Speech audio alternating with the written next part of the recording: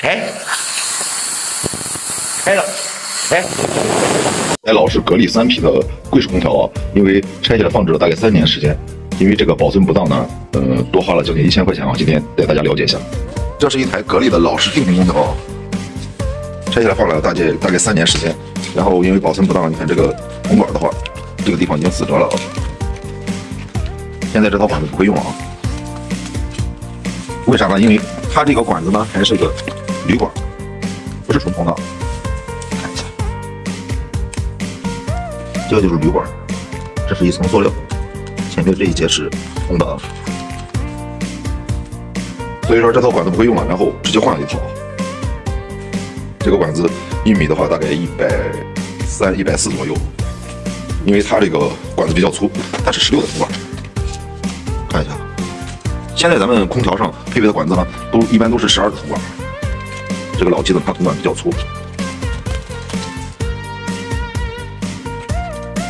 包括铝管啊，这个，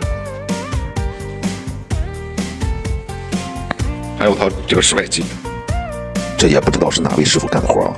拆完之后，这管道呢就没有进行保护，里边的脏东西特别多，特别难处理。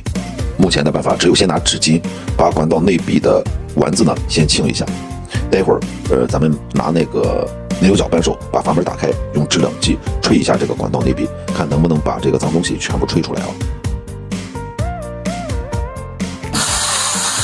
开了，哎。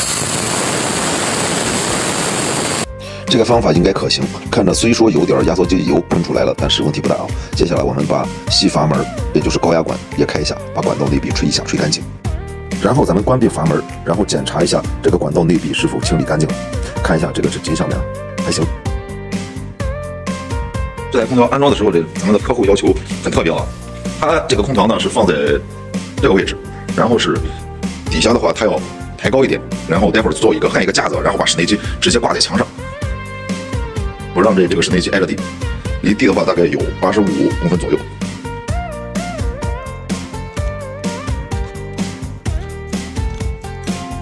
个人感觉啊，这样设计的话，这个出风口有点高，个人感觉这个效果可能会稍微的差一点，肯定不如把这个柜机直接放在地面。放在地面的话，它这个出风口挨着地面近，开吃热的话，热风也能挨着地面来；制冷的话，凉空气也往下边沉得快。但是唯一的好处就是打扫卫生的时候，这下边特别方便啊。好，这个就到这儿啊。我是空调杰哥，关注我，带你了解更多空调小常识。拜拜。